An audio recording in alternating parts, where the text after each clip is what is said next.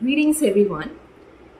I am Gargi Talukdar, a law student in MIT University, Kolkata.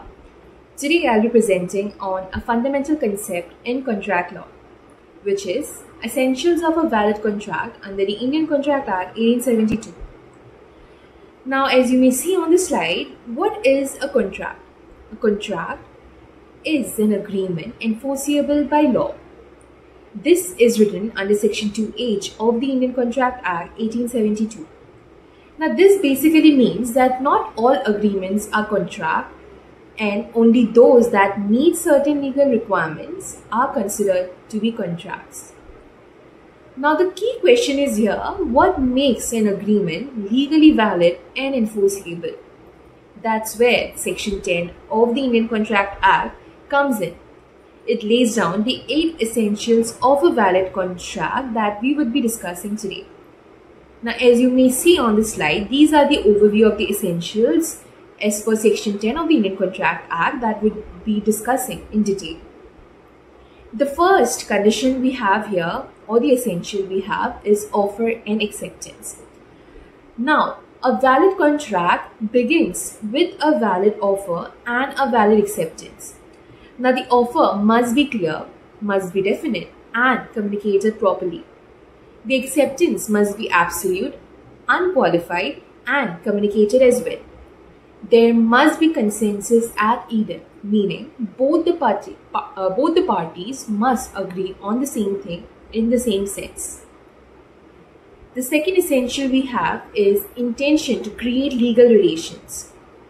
Next step that we have is that the parties must intend to enter into a legally binding relationship. Usually in social or domestic arrangements, the intention is absent or not clearly defined. For example, in the case of Balfour versus Balfour, where a husband promised his wife an allowance, was not held to be a contract. However, in the case of married versus married, where spouses were separated, they signed an agreement and the court found clear legal intentions. So, intention matters, especially when we are talking about domestic versus the commercial context. The next essential we have is lawful consideration. Now, every contract needs consideration, which is basically something of value exchanged between the parties. As per Section 2D of the Indian Contract Act, consideration can be past, it can be present or future.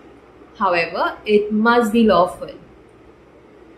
A contract without consideration is generally void unless it fits specific exceptions.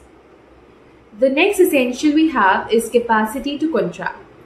Not everyone can enter into a valid contract. As per Section 11, a person must be of the age of majority, that is 18 years, of sound mind and not disqualified by law. The next essential that we will be talking about is free consent. A contract must be based on free consent. Section 14 of the Indian Contract Act says that consent is free when it's not caused by coercion, undue influence, fraud, misrepresentation, or mistake. If consent is not free, the contract may be voidable. The next essential is lawful object. Now, the purpose of the contract must be lawful. As per Section 23 of the Indian Contract Act, the object must not be forbidden by law, fraudulent, immoral, or opposed to public policy. For example, a contract to sell drugs or commit a crime is absolutely not valid. Why? Because the purpose of such contract is not lawful. The next essential is where the contracts are not declared void. Now, even if all the other elements are present, a contract expressly declared void by the Act will not be enforceable. For example, there are certain agreements that are considered to be void under the Indian Contract Act: agreement in restraint of marriage, agreement in restraint of trade, agreement in restraint of legal proceedings, uncertain agreements, agreements to do impossible acts. These agreements are not illegal, but they are not enforceable by law. The next essential we have is certainty and possibility of performance.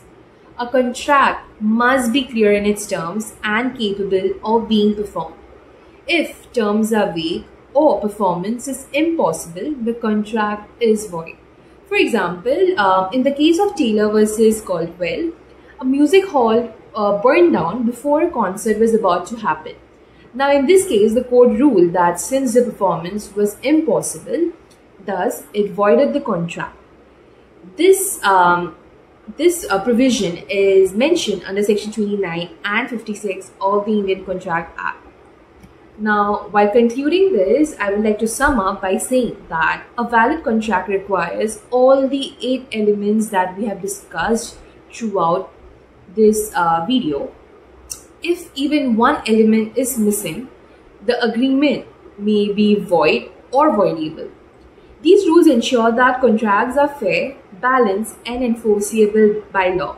And understanding these basic concepts of contract law is definitely crucial for legal and business transactions alike. Thank you for listening and have a great day ahead.